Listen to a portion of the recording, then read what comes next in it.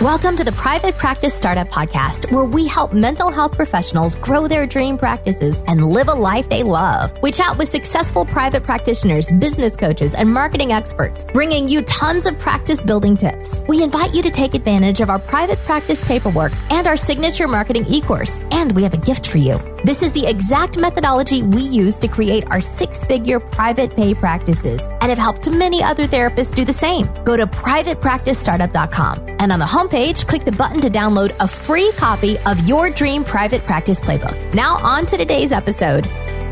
Hey, everybody. Welcome back to another episode of the Private Practice Startup. You got it podcast. Welcome, longtime listeners and new listeners. We're excited you guys are here. We're well into our 300 episodes now, which is crazy to think.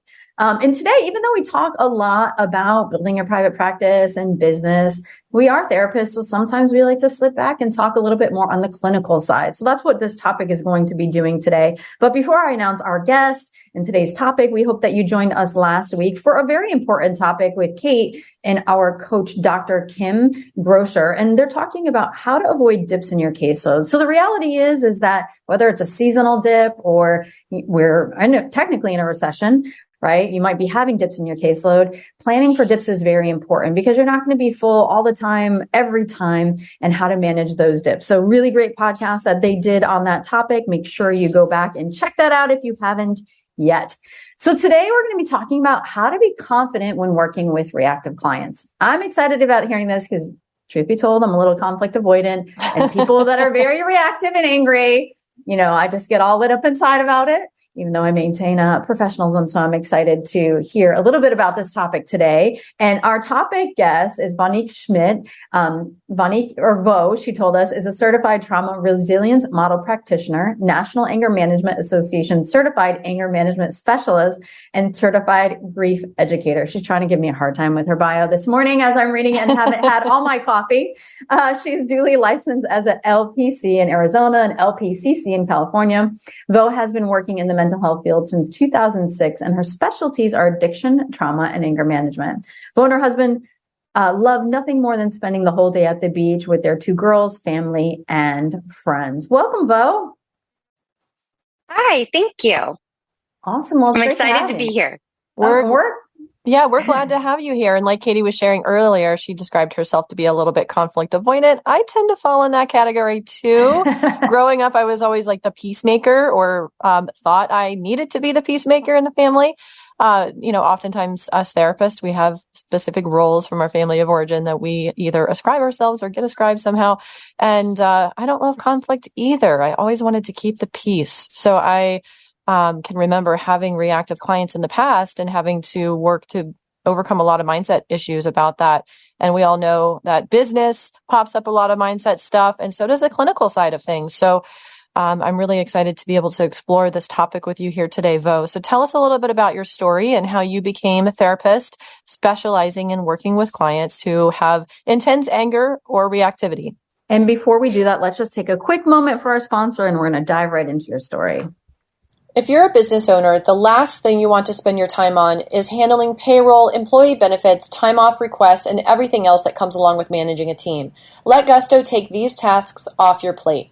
Gusto offers all-in-one payroll and HR for growing businesses. From full-service payroll and benefits to team management tools and more, Gusto makes it easy for you to support your hardworking team all in one intuitive platform.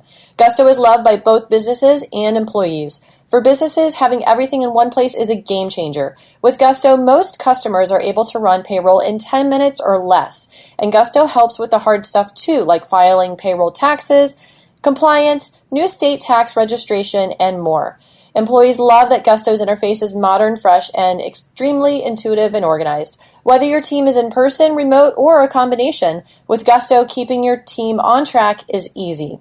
Join the more than 200,000 new and growing businesses that are using Gusto to build a great workplace for their employees. Right now, Gusto is offering our listeners 3 months for free at gusto.com/PPS, as in the private practice startup. Get easy payroll, benefits, HR, and a happier team. Go to gusto.com/PPS today. Bo, tell us about you. Okay, so I started actually working at the front desk of a place that was dealing with people who were mandated to treatment for anger management, domestic violence, substance abuse. I was monitoring UAs. That's how I started. And that just kind of evolved into becoming a criminal justice case manager, where I was working in the jails with seriously mentally ill folks who were also in trouble with the law. And then I decided to go back to school and become a therapist. I kind of always knew I wanted to be a therapist, but that's kind of my origin story. Very cool. So you really threw yourself into the fire. I did. Originally I wanted to be like an FBI profiler, like before that was a thing, and then that didn't happen. And so I just wanted to work with the forensic population, and it was pretty rewarding work. Did that for a while. And then went back to school. Gotcha. So you must have watched Mindhunters then on Netflix. Of course. Oh, so good. I so want them to come back with a second season. Anyways. So tell us a little bit about your experience as the front desk person. It was pretty intense. I remember I knew over 300 names because it was really important to me to address people by their name when they came in. Because a lot of these folks aren't used to that, unfortunately. They're not treated with a lot of respect a lot of the time. And so, yeah, it was a pretty good experience. We had a lot of fun in the office. Definitely some interesting times. It was also a long time ago. Gotcha. And did that make you feel comfortable working with clients that can be a little bit reactive or dysregulated? Yeah, it kind of, I always say that my niche found me. Like, I didn't really ever think this is what I would specialize in. I thought I was going to specialize in eating disorders, chronic pain, and that was not a good fit for me. So I worked in treatment for a long time, and it kind of became this joke at 2 or 3 centers that I worked at, that if the client was very difficult, to send him to VO. So it just organically kind of happened.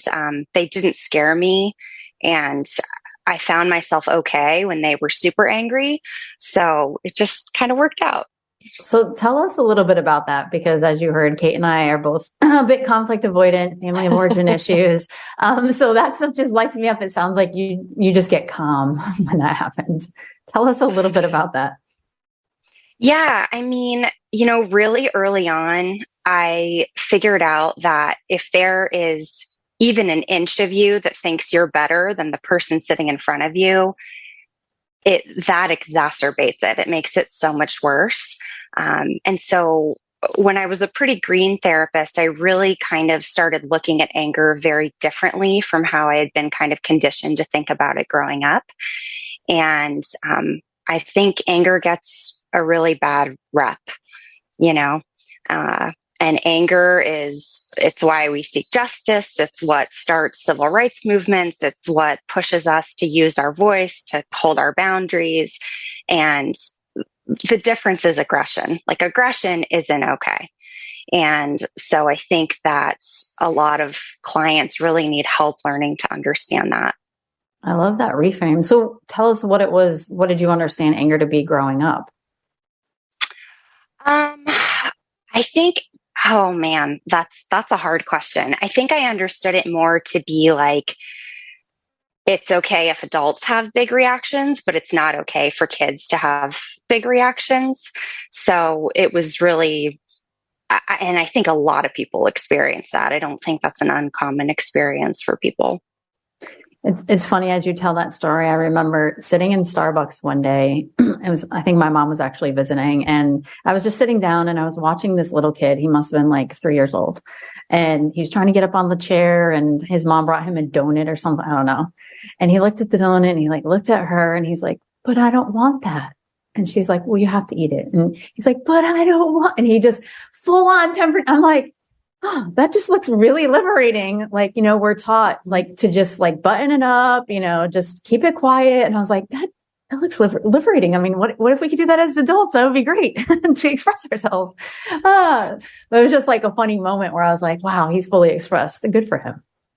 Right. But that's the thing, right? Is that we do it as adults, and you see people doing it as adults. Like you see the person at the grocery store throwing the temper tantrum, and really it's like their 5-year-old self.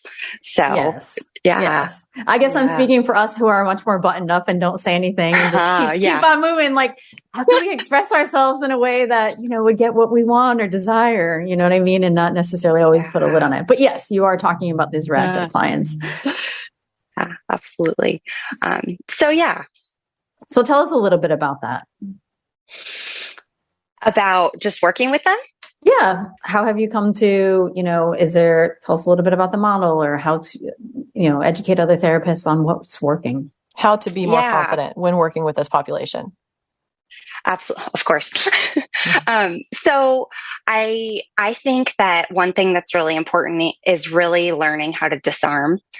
When you're working with these clients, you really need to understand your posture, your body language, your tone of voice, your language.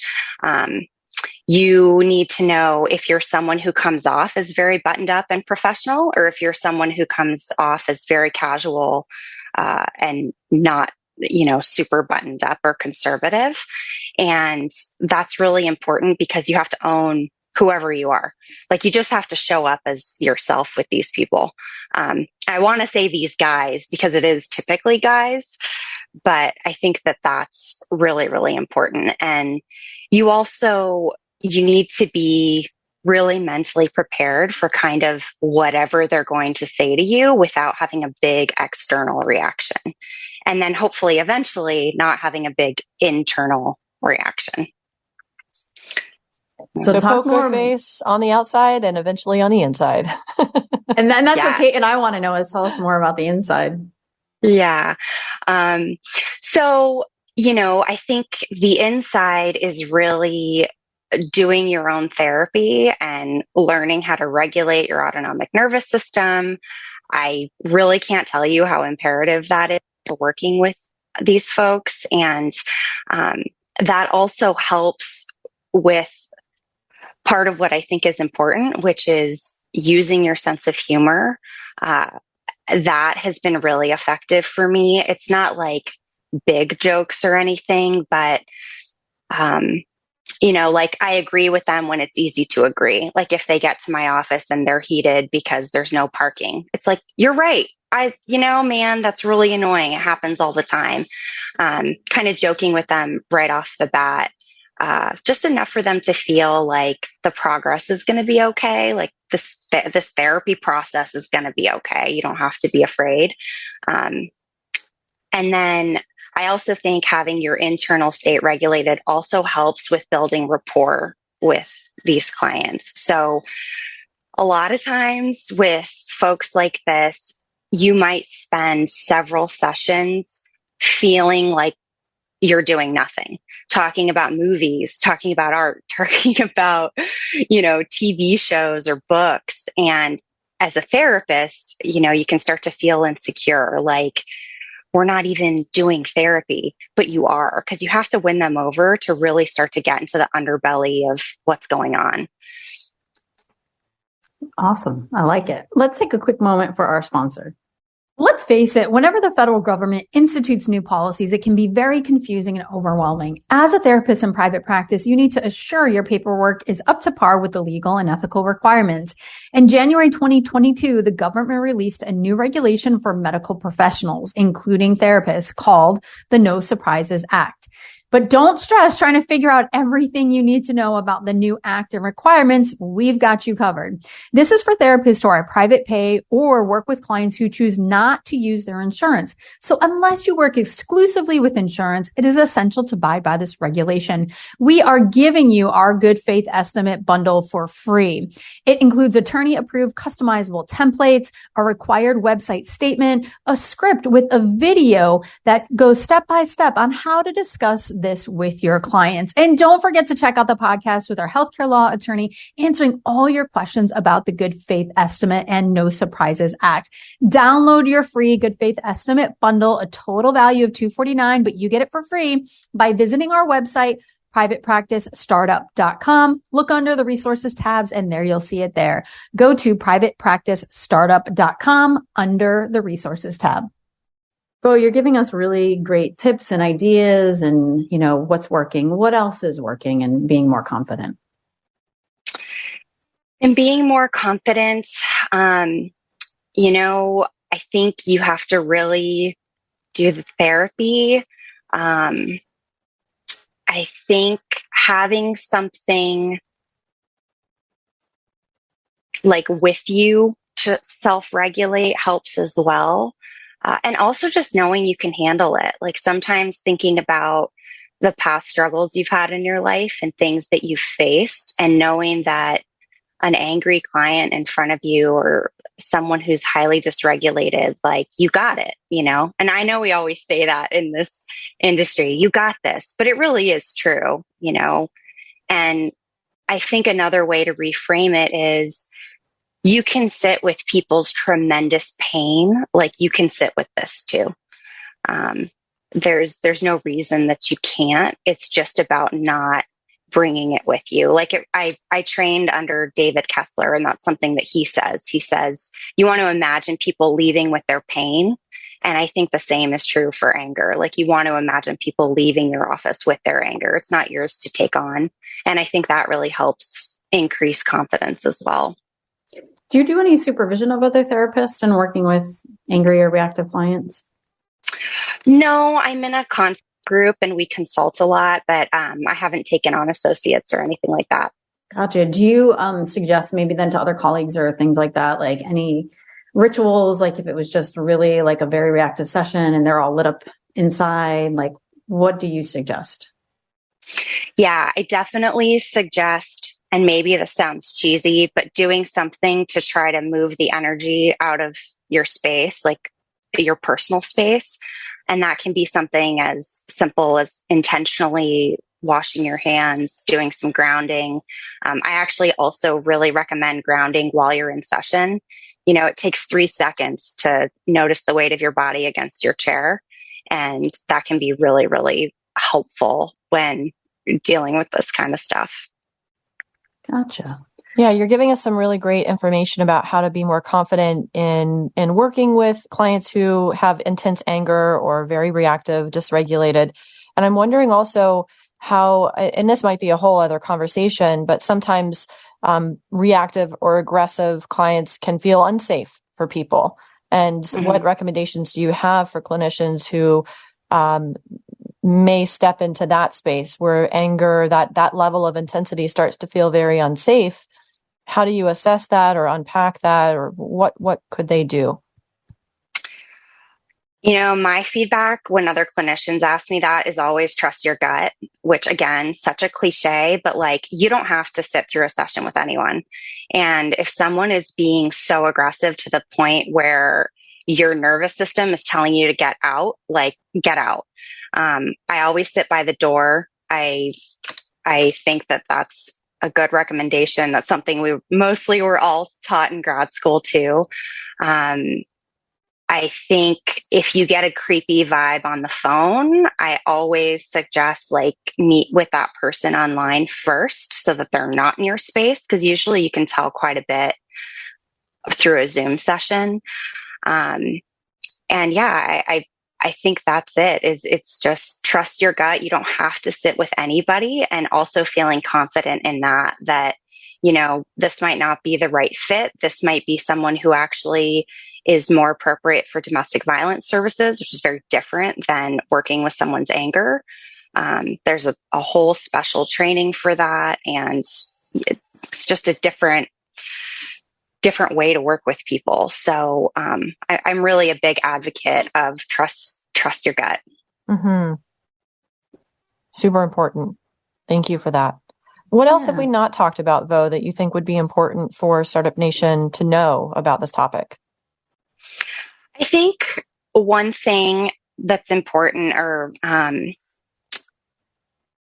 is that it's going to take time. Like it's not something that you're not going to be able to develop the skill set overnight. And sometimes I think kind of going over imaginary situations in your head, if you will, can be really helpful. Even doing like role plays, if this is something you're really uncomfortable working with, like having your best friend sit across from you and be a very difficult, reactive, challenging client can be really, really helpful. And I also think another thing to remember is that fight is a survival response. It's just a lot more stigmatized. And so if we can remember that, I think we can work with angry clients through a much more compassionate lens versus calling them, resistant or using language that doesn't look great for them, right? Like, for example, if you're working with someone who's on probation, that's not going to bode well for them. And you'd be amazed what kind of work you can do with people if you can get past all of that stuff. Mm-hmm. For sure. And, as you're talking here, I'm also thinking about tying this back to the private practice, business building, practice building aspect. You had mentioned that your niche really found you. That's what you like to tell people because it was such an organic, surprising process. And I'm wondering how your niche and being known in your community as the expert who works in this particular area, how that has impacted your practice growth and development. It's been pretty incredible, actually. I was someone who was did not want to network. I just really didn't, it made me nervous. I didn't want to go have coffee and chit chat. And I finally saw in my community that I needed to go do that if I wanted to build up a successful practice. And so meeting other therapists, I think, to answer your question, something that's been really helpful is not having 25 areas of expertise, like really knowing that this is the client I love to work with the most and really being excited when I get a new client like that has been really imperative in building up a successful practice. Awesome. Any final thoughts as we begin to wrap up our time today? I don't know. I think, one more thing is just to remember that there's a tremendous amount of pain in these folks. And, if you can get through all that guardedness, you'll be able to work with that. And it's really rewarding. Mm-hmm. That's awesome. And I know, Vo, you have some resources for our audience, which are the new insights into the neuroscience of anger by Dr. Mark Milstein, and then the Anger Management Essentials, Strategies to Choose Peaceful Living by Anita Avedian. Did I say that right? All right, yes. Great. So we're going to put those resources on the show notes page so you can grab a hold of them. And Vo, what do you most hope our audience takes away from your message today?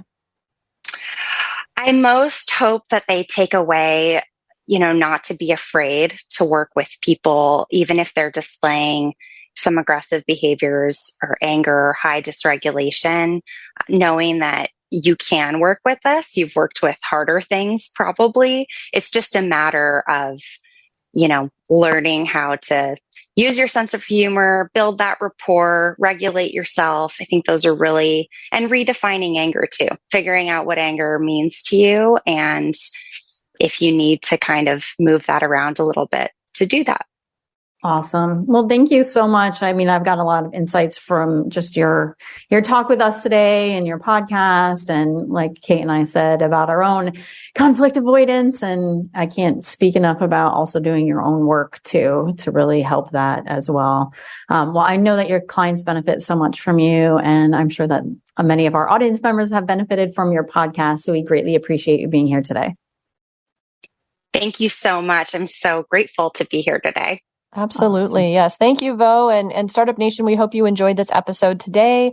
Even though it was more about the clinical side of things, it definitely relates to the practice building as well when having a niche and being known as an expert in a certain area. Vo, it sounds like you just do incredible work with people that you serve, and they are so lucky to have you. So thank you for being here. And Startup Nation, if you enjoyed this episode, we hope you would share and pass it along to your friends and fellow colleagues. And we encourage you to subscribe, rate, and review our show. We always love to get feedback from you. That's what helps us to curate content that specifically meets your needs. And we will look forward to seeing you on the next episode. In the meantime, stay inspired, everybody. Take care. Thanks for joining us on the Private Practice Startup. Visit theprivatepracticestartup.com for awesome resources, free trainings, attorney-approved private practice paperwork, and so much more.